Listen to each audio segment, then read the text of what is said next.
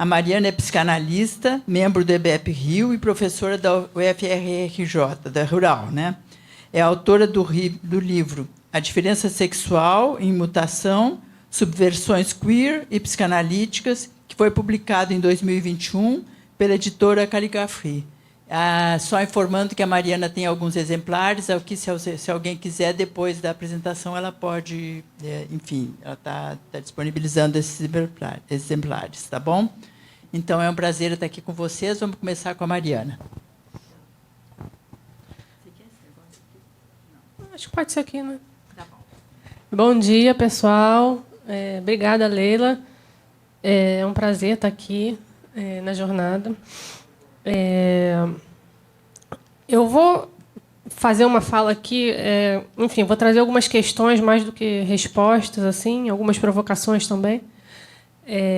Eu coloquei o título da minha apresentação, Parodiando as Normas na Clínica, como escutar o ininteligível.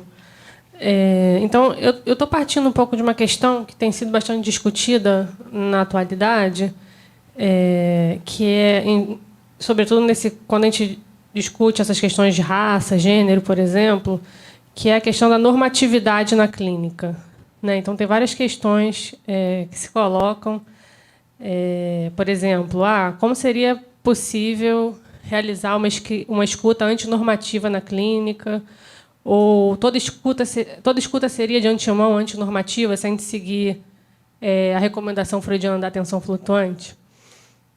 Então, assim, lembrando que o Freud, naquele texto de 1912, né, das recomendações ao médico para o tratamento psicanalítico, ele coloca a atenção flutuante como uma contrapartida necessária, proposta para o analista, da regra fundamental proposta ao paciente, que é a associação livre, né? Então, enquanto o analisando deve falar o mais livremente possível, né, o que lhe vier à cabeça, sem omitir pensamentos, mesmo que pareçam irrelevantes, absurdos, desagradáveis, o analista também deveria deixar em suspenso suas opiniões pessoais, preconceitos, pressupostos teóricos, assim por diante, para que a sua atividade inconsciente também funcione o mais livremente possível, né? Então, a ideia de que o analista escute sem crítica ou sem seleção prévia as associações livres do analisando, né?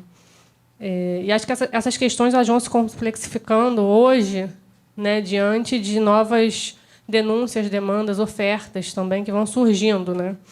Então, do lado das denúncias e das demandas, a gente tem muitos pacientes pertencentes a minorias sexuais, de gênero, classe, raça, relatando ter sofrido no setting analítico preconceitos, opressões similares às experimentadas no campo social.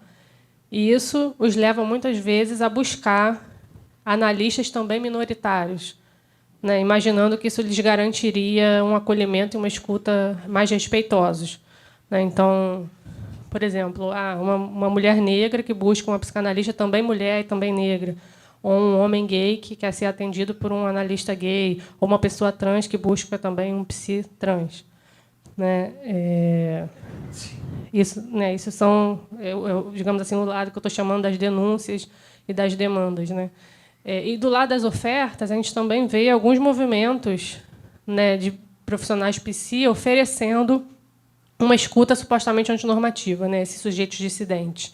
Então, acho que o exemplo que foi bastante debatido, que já tem quase 10 anos, que é a ideia do PsySafe, né? Vocês devem se lembrar disso, aquele site na França, né, de profissionais psi. Tem uma lista, né, de PsySafes, né, de profissionais que seriam seguros, que garantiriam esse acolhimento seguro, né, a pacientes em situações marginalizadas. Então, mulheres, pessoas trans, pessoas racializadas, profissionais do sexo, enfim. E aí, nesse site, os profissionais se descrevem como situados, né, como assumindo um enquadre politicamente não neutro, e afirmam que levam em conta, né, a realidade social opressora e se comprometem a não repetir, né, na clínica, no consultório, essas atitudes e discursos preconceituosos ou patologizantes, né? Então, né, eu acho que, por um lado, né, esse posicionamento político não neutro é interessante, né, porque, enfim, afirma esse compromisso de levar em consideração a inscrição social do sujeito e do inconsciente. Né, eu acho que é importante lembrar que, se essa oferta existe, é porque também existe uma história, né, de justamente muitos analistas que, quando se baseiam em categorias, em diagnósticos supostamente neutros, né, universais, também acabam repetindo e reforçando essas normas hegemônicas que produzem sofrimento, exclusão e patologização, né? Mas, por outro lado, né, acho que tem questões que se colocam, que é justamente como seria possível se comprometer com essa não repetição de normas de sexo, gênero e raça tidas como universais. Será que a gente sempre se dá conta de como essas normas nos constituem e nos perpassam e como aparecem em nossa prática clínica, em nossa atenção flutuante? Como garantir a pacientes minoritários uma atenção flutuante não homofóbica, não transfóbica, antirracista? Então, eu vou recorrer aqui a Judith Butler no livro A Vida Psíquica do Poder. Eu acho que ela pode nos ajudar a pensar um pouco sobre o processo de subjetivação e sobre essa repetição, subversão das normas também na clínica, né? Então, a Butler, ela coloca que os processos de subjetivação, eles são sempre marcados por paradoxos, né? Porque, ao mesmo tempo que a subjetivação designa o devir de um sujeito, ela também designa a sujeição ao poder, né? Porque, para a gente se tornar sujeitos inteligíveis, a gente precisa, de alguma forma, se subordinar ao poder, no sentido de internalizar essas normas, né, que existem. Mas a Butler vai acreditar justamente na possibilidade e na potência de que esse lugar de sujeição também seja um lugar de alteração e de ressignificação das normas, né? Então, por mais paradoxal que possa parecer, é da posição de subordinação que uma ação subversiva pode surgir. Então, há sempre uma ambivalência, né, aí. O sujeito não nasce sem o poder, é obrigado a repetir, reiterar essas normas para existir, mas, no decorrer dessa reiteração, pode haver uma repetição ousada, uma dissimulação, e aí, então, essa ressignificação das normas, né? A Butler, inclusive, nesse livro, A Vida Psíquica do Poder, ela vai recorrer ao próprio conceito de inconsciente para dizer e valorizar essas possibilidades de resistência às normas, né? Ela vai dizer que o próprio fato, né, de haver um sistema com conteúdos recalcados, no sentido de conteúdos que foram rechaçados pela norma, né, já mostra uma resistência à normalização no cerne da vida psíquica, né? Então, já apontaria para esses limites da normalização, né? Claro que ela não está dizendo que o inconsciente está fora das relações de poder ou livre do discurso normalizador, né? Tampouco que seja necessariamente uma resistência, né? Mas tem essa aposta, existe essa aposta, né, nessa ambivalência, né, e no inconsciente como registro no qual, então, pode acontecer também essa repetição inesperada e que perturbe a norma, né? Então, seguindo essas pistas da Butler e também retomando mais uma vez a recomendação da atenção flutuante do Freud, acho que é importante a gente reconhecer que a gente está sempre atravessado por essas relações de poder e que a clínica, portanto, é um lugar onde as normas são repetidas e relançadas. Então, não é possível simplesmente escutar fora das normas ou sem as normas, né? Já que os nossos ouvidos, nosso psiquismo e até mesmo o nosso inconsciente são marcados pelas normas, não existem fora do poder. Mas afirmar essa impossibilidade de suspensão das normas ou de domínio consciente da atenção flutuante não significa que nossa posição seja sempre de assujeitamento em relação às normas, de uma repetição não diferencial, né? Então, se a Butler vai dizer que a condição de possibilidade de transformar as normas é estar em seu interior e repetir de outras formas, né, de maneiras diferentes, eu acho que a clínica psicanalítica ela se configura como um lugar potente de subversão também, né, de confrontação, de desnaturalização das normas e de afirmação de si, né? Então, talvez, em vez de falar de uma escuta antinormativa, a gente poderia falar de uma escuta que parodia as normas, que se reaproprie dessas normas de uma forma crítica, irônica, criativa, favorecendo que também o analisando possa se aventurar em repetições e reapropriações inesperadas e inéditas que afirmem seu desejo e sua singularidade. o Tamiya Yushi, no livro Psicanálise e Hibridez, ele aborda um pouco essa temática. Ele fala que o analista sempre deve levar em conta, além da história do paciente, também as normas e os discursos que atravessam, que constituem esse sujeito.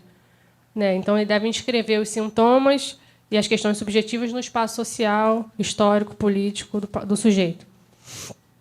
Então, ele também ressalta, né, como a Butler, essas ambivalências entre a sujeição e a resistência, que estão presentes nos processos de subjetivação, inclusive no próprio inconsciente. Então, a análise ela pode ser uma ocasião para o paciente questionar e negociar de um modo singular com essas normas que o constituem e que determinam as suas posições e suas identificações. Eu vou ler uma citação aqui do Tamiya Yushi. Ele diz assim: portanto, não se trata para o analista nem de conduzir para a normatividade social e ocupar assim uma postura de encarnação da lei, nem de impulsionar sua contestação e confundir assim psicanálise e militância política. O objetivo é mais acompanhar o analisando na desintricação da forma com que ele negocia com as normas.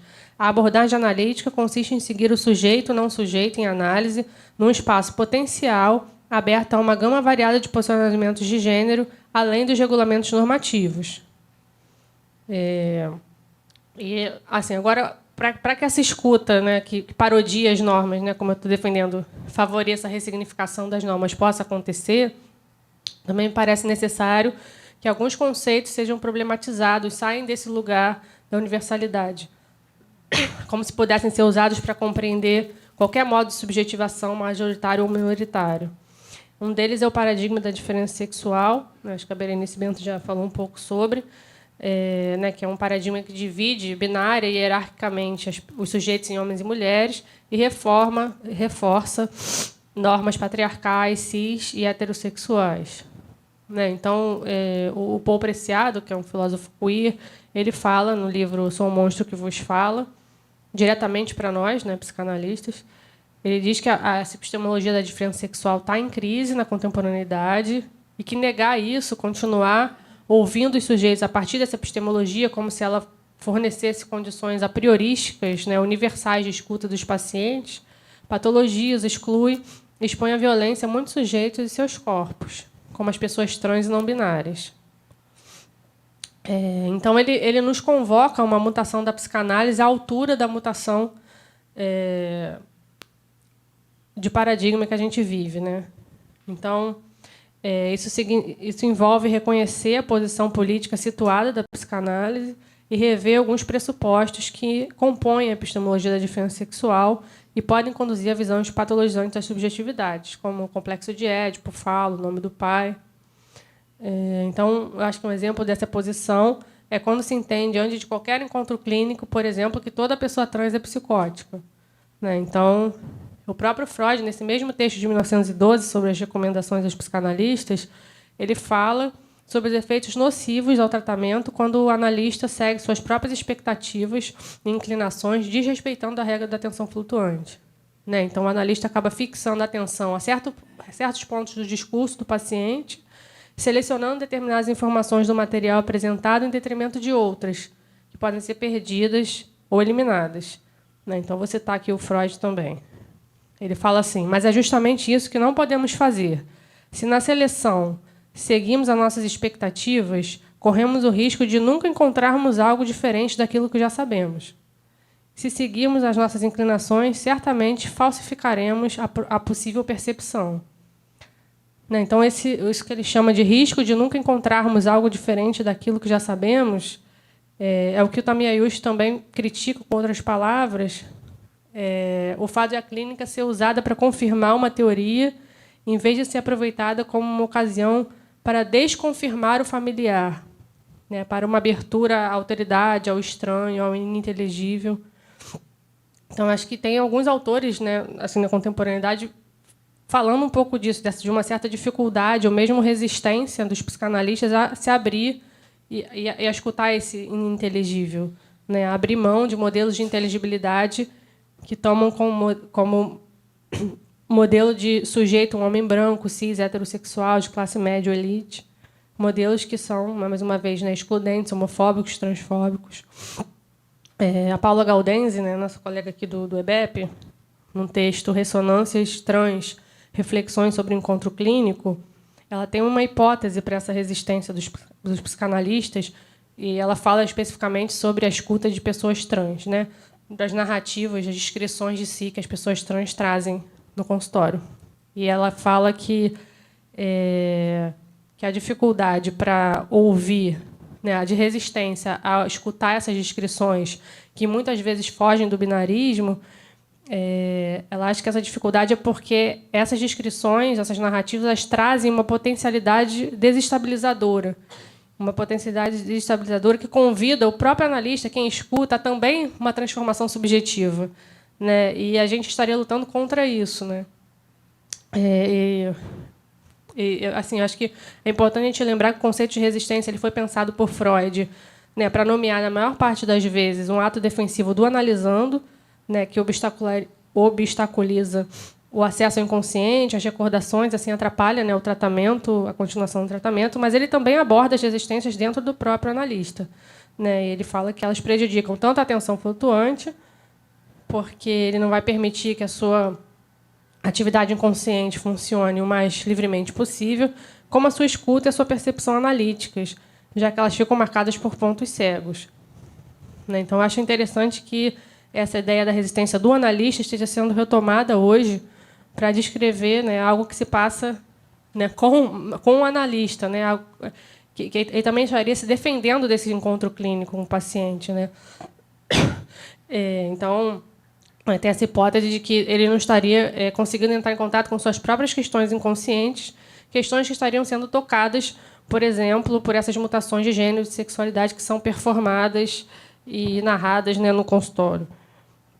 Então, se trataria aí do próprio analista tentando evitar uma possível mudança psíquica em si mesmo. Né? Em Repetir, Recordar e Elaborar, o Freud diz que a elaboração das resistências é o que possibilita as maiores mudanças psíquicas no paciente.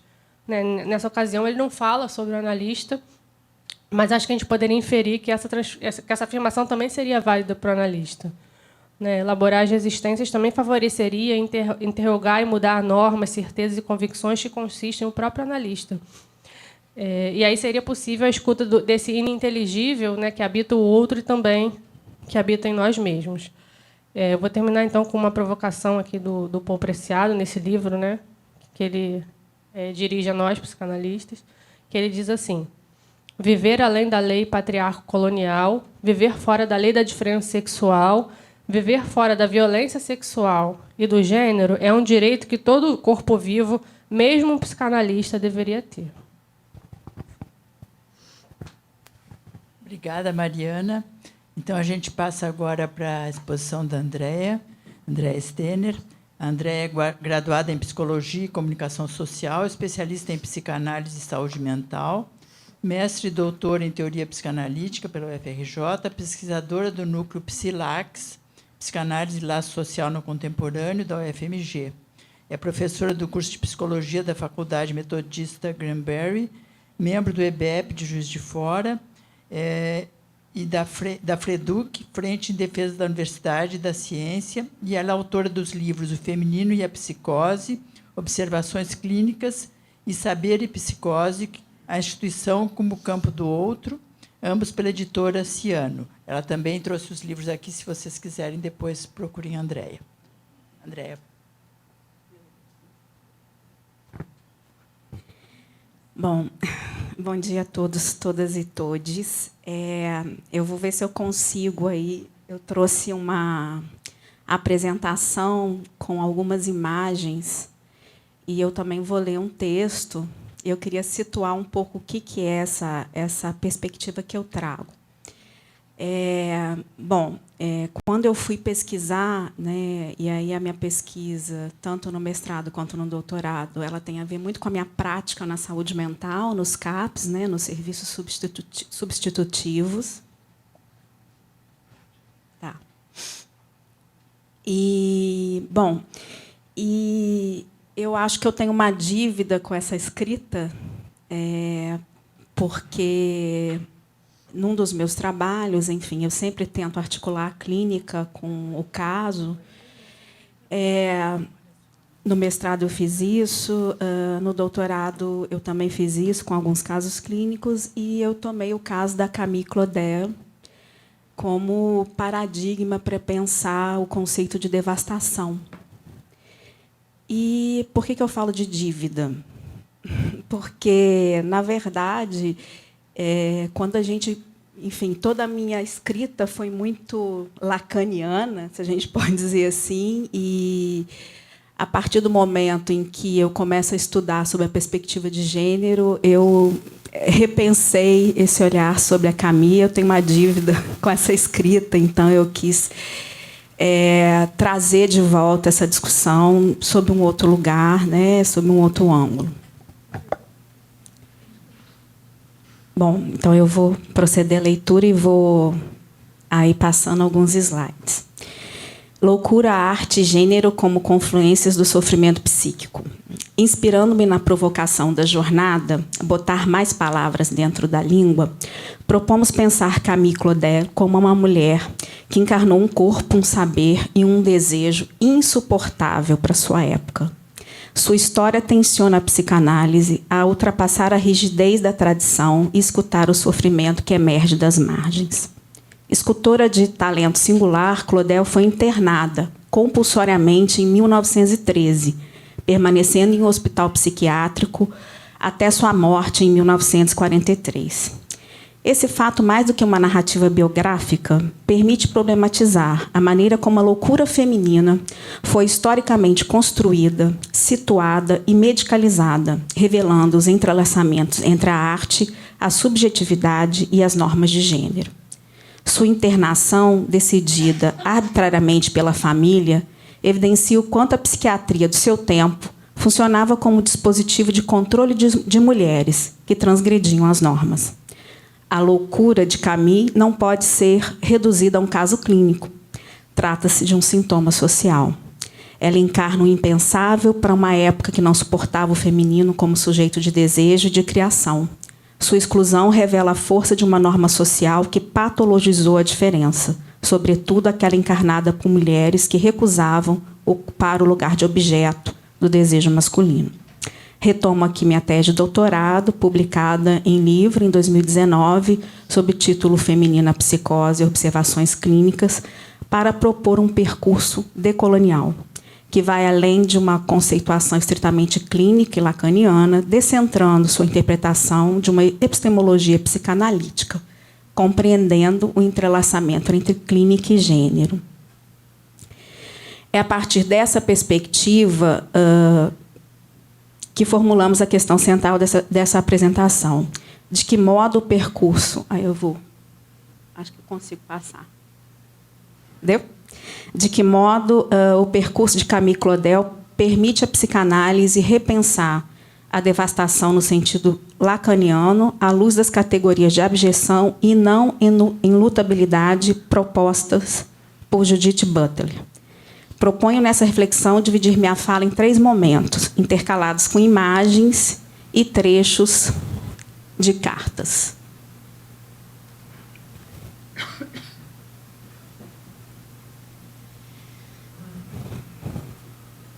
De início, convém destacar que a devastação no campo lacaniano remete à experiência do desamparo radical diante do outro. Trata-se de uma condição em que o sujeito encontra-se exposto a um gozo avassalador, sem mediação simbólica, capaz de oferecer limites.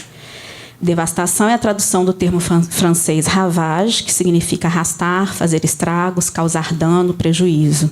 É derivado de ravir, arrebatar, que, por sua vez, é derivado do latim rapire, possuindo o sentido de tomar à força ou precipitadamente. Também pode ser traduzido como sendo proveniente de uma grande desgraça, de tornar deserto, estrago. Este termo foi utilizado por Lacan a partir de uma retomada daquilo que Freud anteriormente chamou de catástrofe, para caracterizar um traço da relação de uma mulher tanto com a sua mãe quanto com suas parcerias amorosas. A relação de Camille Claudel com sua mãe, Louise Athénaïde Cécile Serret, constitui um dos núcleos de sua devastação. Aí eu vou trazer umas imagens dela aqui, pequena com o pai. A Camille é essa que está ao lado, em pé, da irmã com uma sombrinha. Desde cedo, a mãe manifestou desconfiança e rejeição em relação à filha, recusando tanto sua arte quanto seu modo de vida. Camille viveu essa experiência no seio da própria família, onde o materno, em vez de suporte, funcionou como instância de exclusão. Outra foto dela, ela está em pé atrás da mãe e a irmã na frente. A vida de Louise, mãe de Camille, foi marcada por várias perdas. Perdeu a mãe aos 3 anos de idade, transportando a ausência materna para sua relação com os filhos. Aos 26 anos, seu irmão, Paul Servan, cometeu suicídio. Com 40 anos, perdeu seu pai, vítima de câncer no estômago, após um longo e doloroso sofrimento. E, aos 23, perdeu seu primeiro filho, recém-nascido. O lar era um ambiente hostil e pesado, com constantes e violentas brigas por parte dos pais, tendo como um dos principais motivos desse conflito a decisão de Camille em querer ser escultora, que encontrava por parte do pai toda a aprovação, ao contrário da falta, né, de apoio materno. Ela, desde jovem, ela mostrou um grande talento para a escultura e foi buscar a sua formação em Paris. Aqui ela com as colegas, né?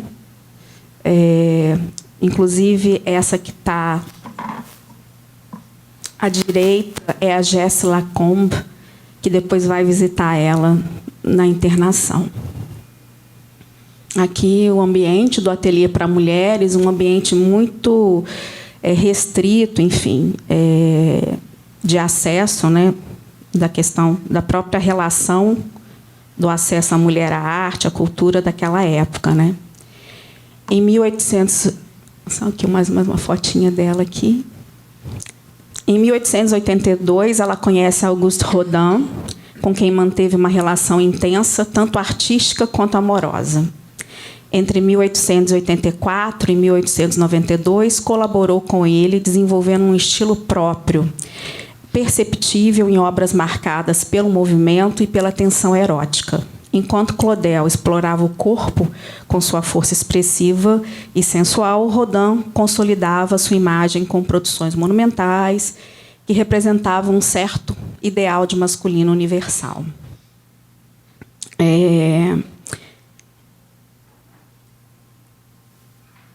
Bom, aí tem uma especulação se ela estaria grávida aí nesta foto, né?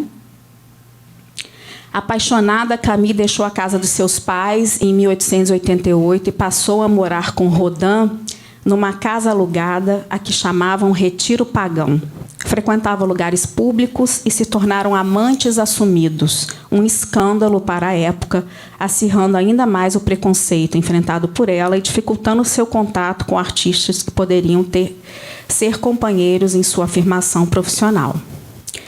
Em 1892, Camille sofreu um aborto, e aí há uma referência a isso num texto do irmão, Paul Claudel, muito católico, muito conservador, meio que acusando ela de ter provocado esse aborto e que ela estaria pagando, então, por esse crime dentro do manicômio.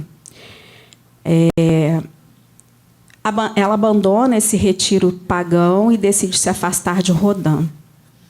Apesar das críticas favoráveis, o grande público não apreciava sua arte, em parte pelo preconceito em ser mulher e parte por acharem que ela copiava Rodin. Deprimida, Camille rompeu definitivamente com Rodin em 1898, quando passou a nutrir por ele um sentimento de amor e ódio que a levará à paranoia e à loucura. Após 1905, esses períodos paranoicos se acentuaram e passou a criar histórias delirantes, acreditando que Rodin, unido ao inspetor do Ministério das Belas Artes, planejavam invadir sua casa e roubar suas obras, onde Rodin iria expô-las como sendo deles.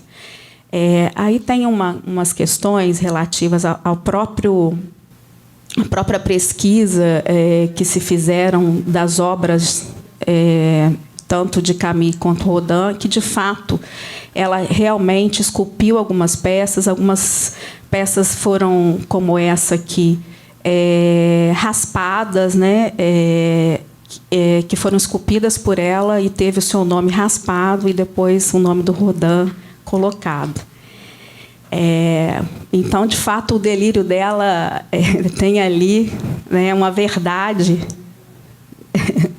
sobre a própria apropriação, que era comum à época, né, das mulheres que tinham algum brilhantismo, se passavam por homens, né, para terem alguma relevância social. No caso dela, realmente, ela teve algumas das suas obras apropriadas pelo Rodin. E a prova disso são algumas fotografias e cartas que ela troca, tentando vender ou fundir, né? Porque era muito caro a fundição, então ela precisava de recursos. Então, essas cartas elas vão dar um pouco de testemunho dessa história. Após o rompimento com Rodin, ela tenta se afirmar como artista independente, produzindo obras que já traziam um pouco da sua autobiografia, né? Mas ela permanece, de 1905 a 1913, cada vez mais isolada, e ela passa a destruir suas esculturas e continua escrevendo cartas denunciando Rodin e seu bando.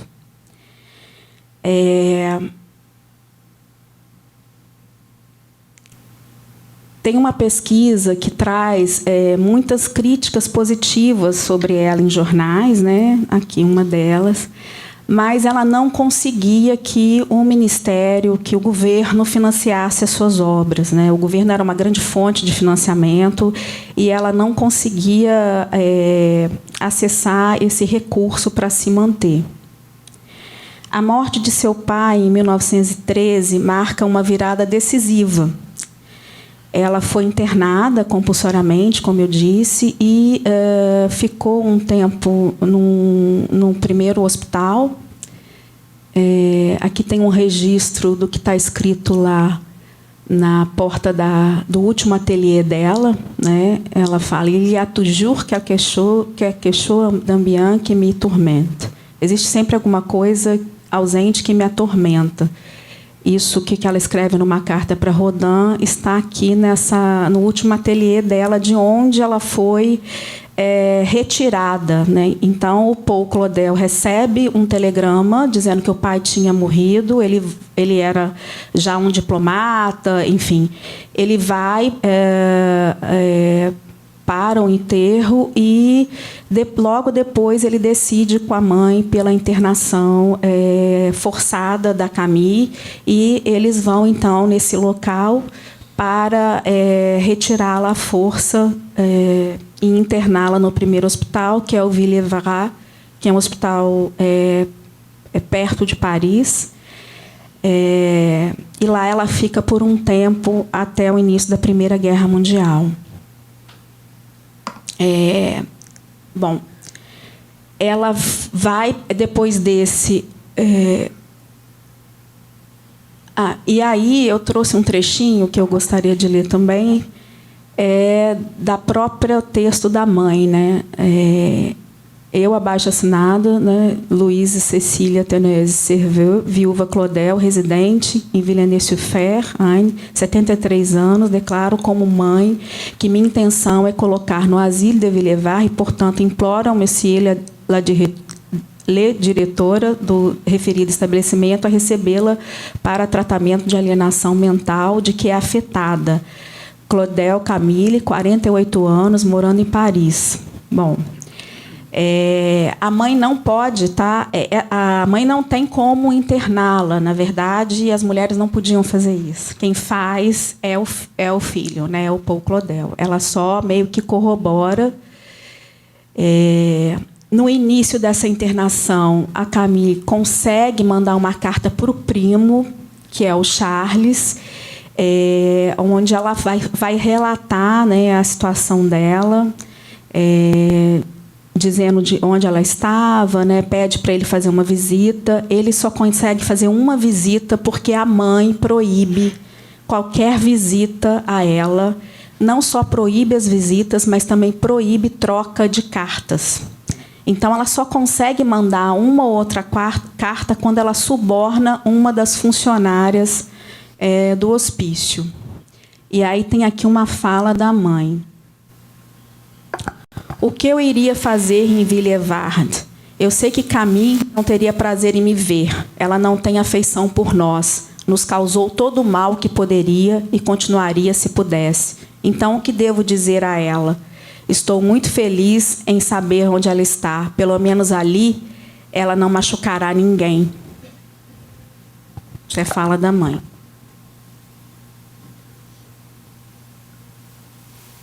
E aí tem uma questão. Tem. Ai, meu Deus, 5 minutos? Bom, há aí também um fato muito importante sobre a produção artística da Camille. Desde que ela entra dentro do hospício, ela nunca mais produz nada, nenhuma obra.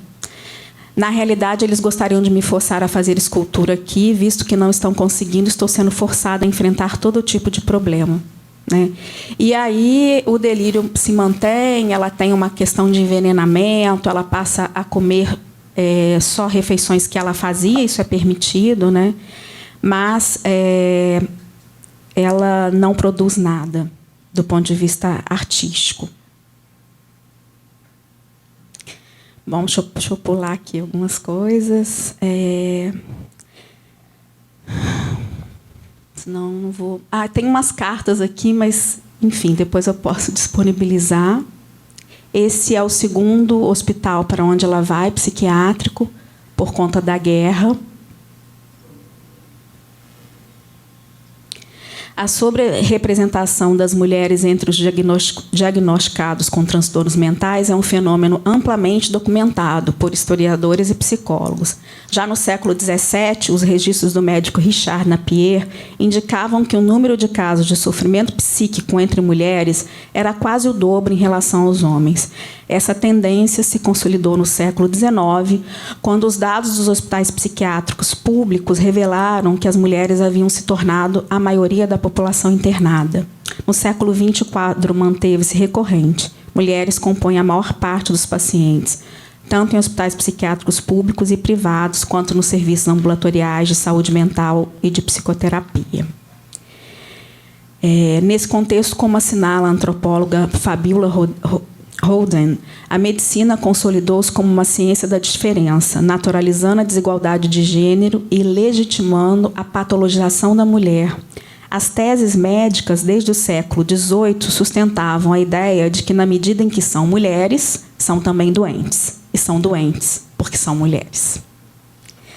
Bom, de todos os relatos escritos, teve um médico que tentou interceder por Camille, né? Esse médico fez alguns apelos para que a mãe a tirasse do manicômio. Ele fala: a senhorita Claudel está calma, suas ideias de perseguição que podem ter desaparecido estão muito atenuadas. Ela expressa fortemente o desejo de voltar para sua família e morar no campo. Acredito que, nessas condições, um passeio pode ser tentado. Então, esse médico tentou interceder por ela em algumas cartas, mas ele não obteve sucesso. E aí, ela com a sua colega de ateliê, que é uma inglesa, né? E depois, quando essa inglesa consegue localizar ela no hospital e vai visitá-la já no final da vida dela. Corpos devastados e vidas abjetas, Butter, Lacan e o direito ao luto. Propomos aqui cernir a devastação para além de um operador conceitual psicanalítico, restituindo a partir da leitura de Butler como um conceito interseccionado com as questões de gênero, que não só organizam o lugar social de Camille Claudel, mas selam seu destino. Em Problemas de Gênero, Judith Butler retoma o conceito de abjeção, formulado por Júlia Kristeva para pensar as condições da produção de gênero. Kristeva define o abjeto como aquilo que no corpo é expelido e rejeitado: fezes, urina, vômito, lágrimas, saliva. O abjeto designa, portanto, os excessos que não suportamos reconhecer em nós mesmos, culminando na figura do cadáver, limite último daquilo que nos ameaça com a morte. Assim, o corpo abjeta também o corpo da doença, da finitude. Transporte para a esfera social, o conceito ilumina aqueles corpos que são tratados como resíduos, indesejados e excluídos, tal como fazemos com os nossos próprios excrementos e restos vitais. É nesse registro que Butler desenvolverá diferentes figuras do corpo abjeto, mostrando como a abjeção organiza normas de reconhecimento e exclusão.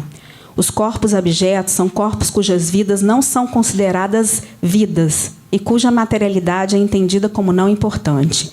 Entre eles, Butler cita não ocidentais, pobres, pacientes psiquiátricos, deficientes físicos, refugiados libaneses, turcos e etc.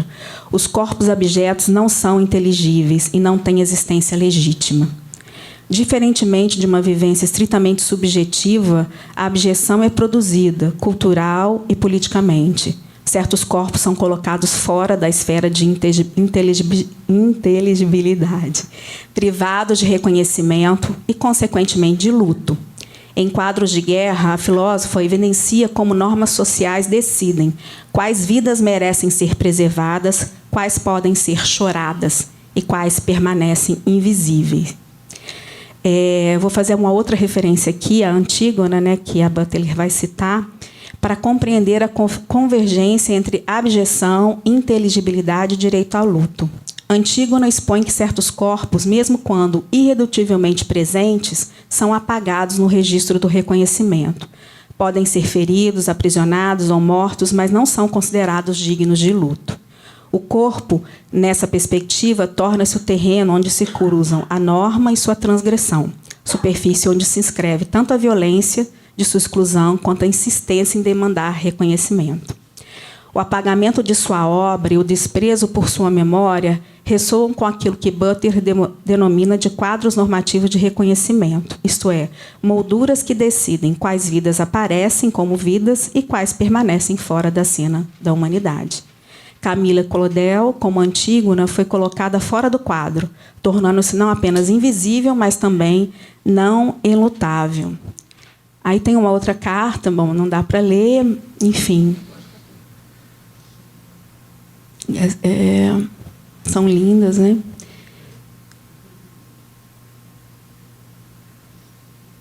Não tem tempo para ler nada, né?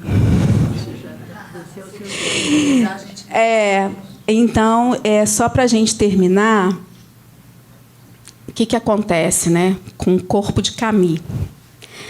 O destino do corpo de Camille é, em si, um testemunho de devastação e da abjeção, que marcaram sua vida e sua memória.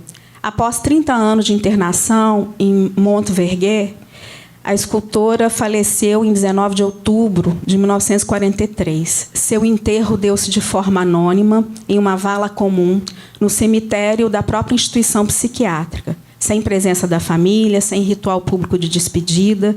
Seu corpo foi absorvido pela lógica institucional que já havia imposto o silêncio, uma vida confinada, um corpo depositado entre outros tantos, indistinto, sem direito a um lugar singular de memória.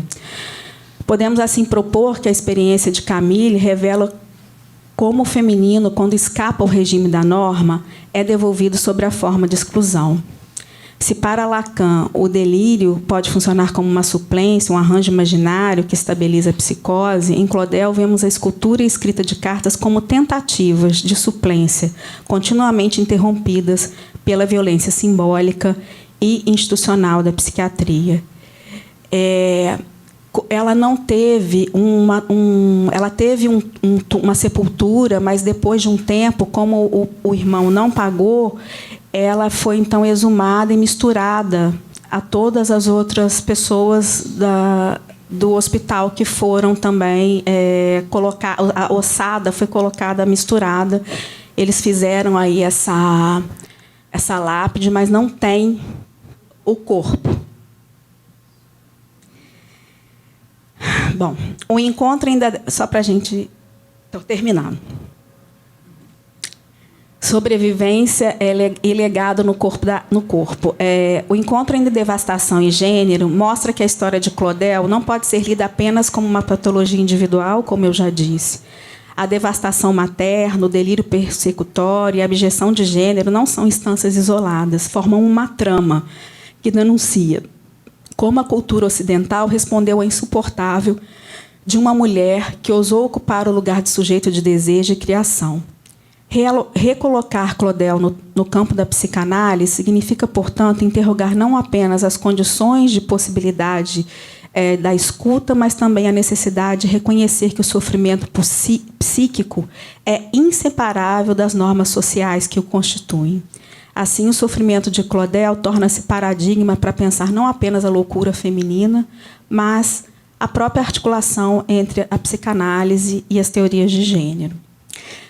A partir dessa retomada, cabe indagar como pensar hoje a clínica das psicoses em diálogo com as questões de gênero nos CAPs e demais serviços de saúde mental. Essa interrogação nos conduz a uma outra provocação inevitável. Até que ponto nossas práticas clínicas e institucionais ainda reproduzem quadros normativos que, ao invés de escutar o sujeito em sua singularidade, reiteram a lógica da abjeção e da exclusão? De que modo a psicanálise situada em suas margens pode produzir confluências com a política pública, as questões de gênero, os movimentos sociais, sem perder sua escuta singular? Obrigada.